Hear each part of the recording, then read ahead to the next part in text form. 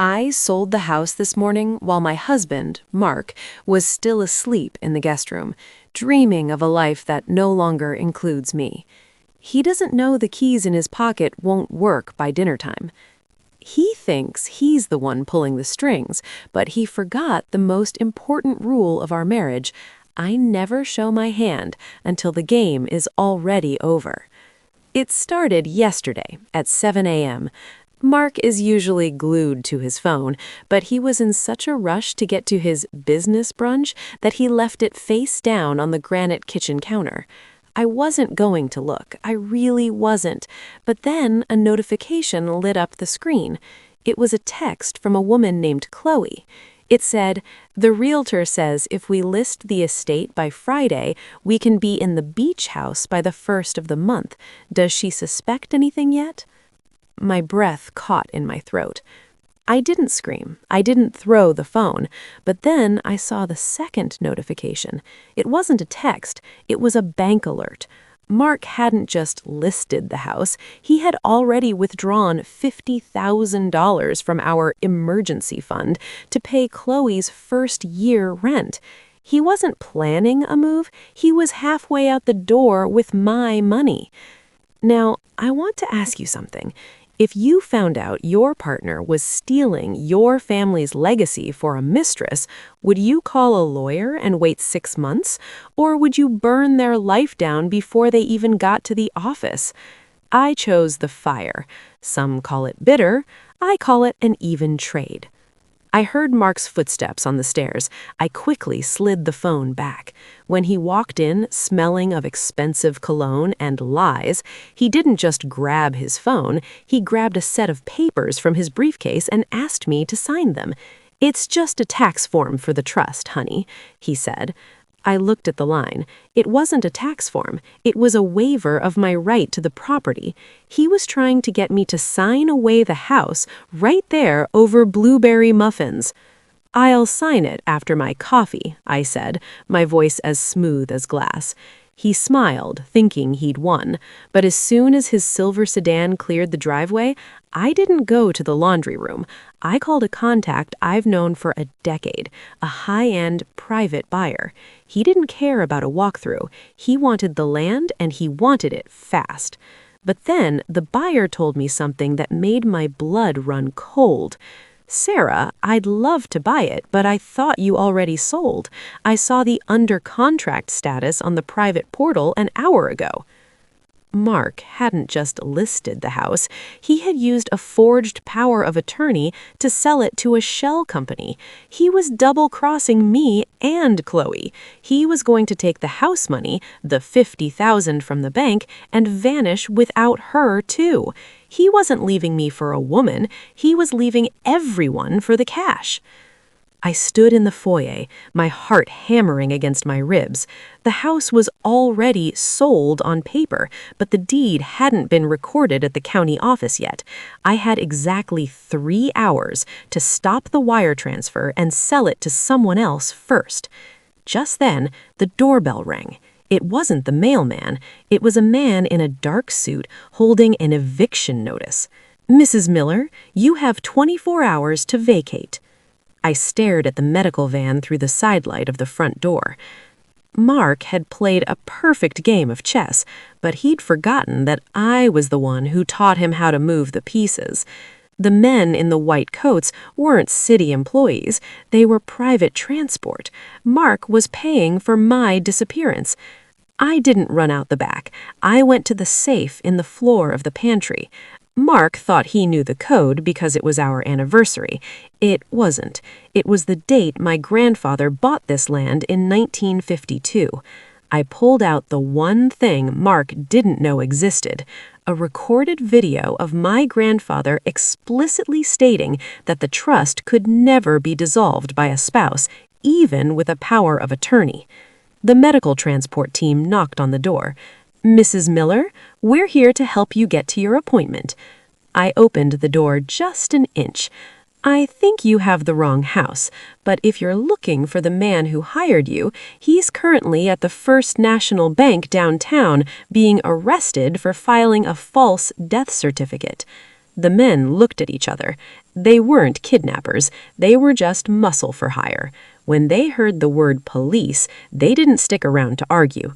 They turned that van around so fast they left tire marks on my manicured lawn.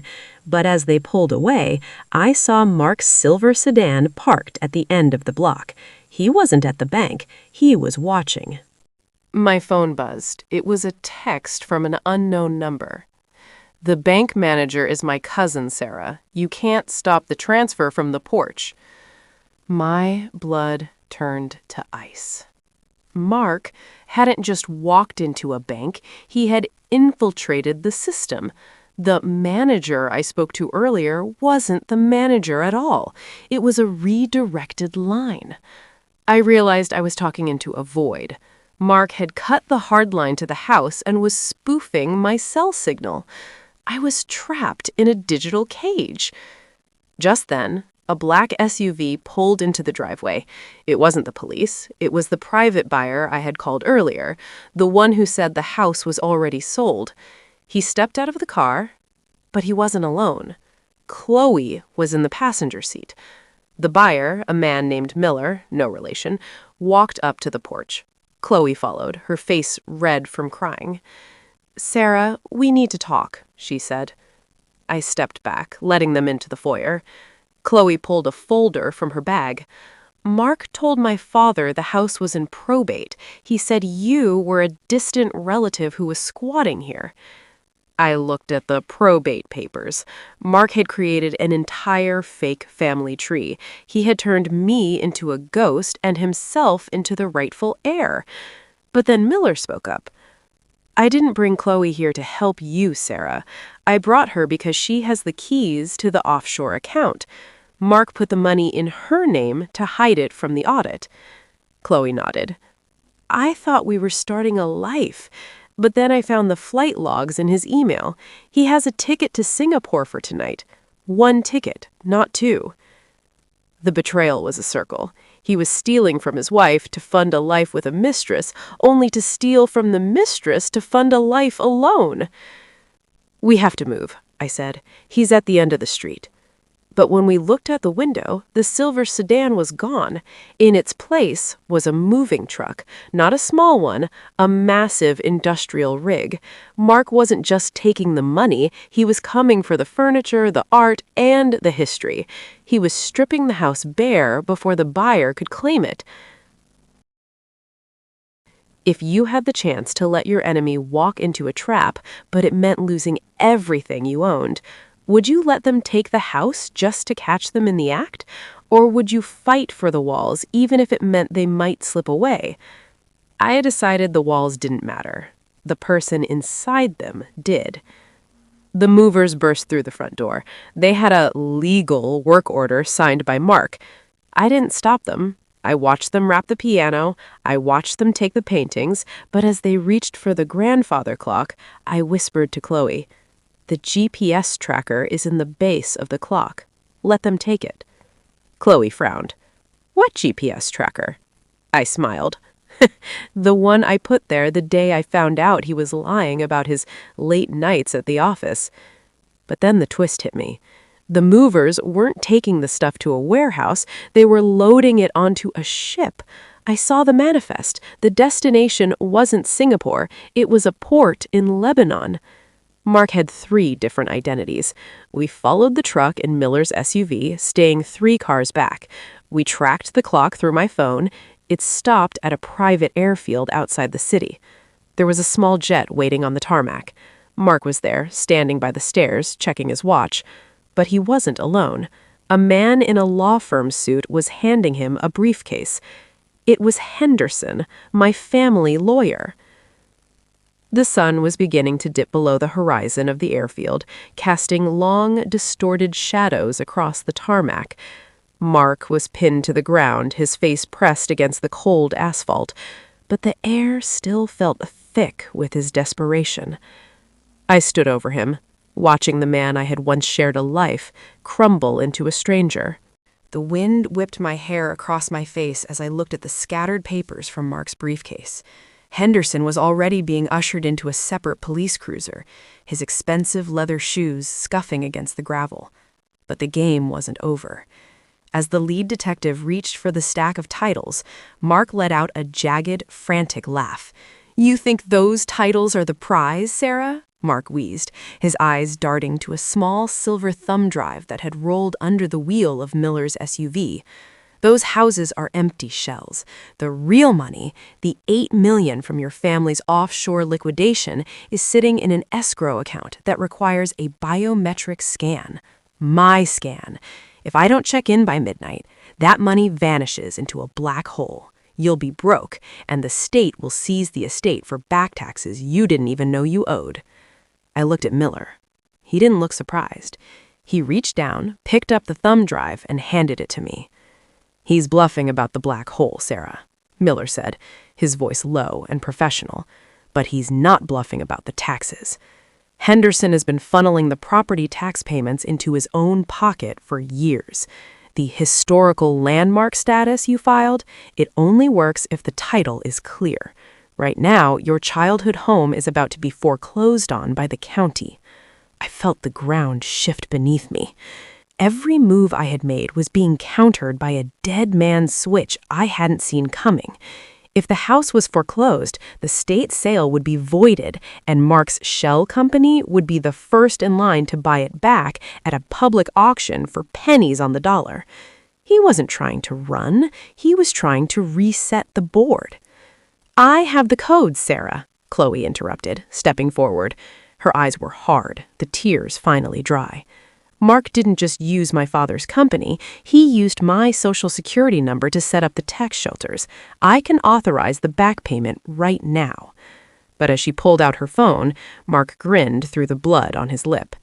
"Check your battery, Chloe. I swapped your phone in the SUV while you were crying on the way over." Chloe looked at her device.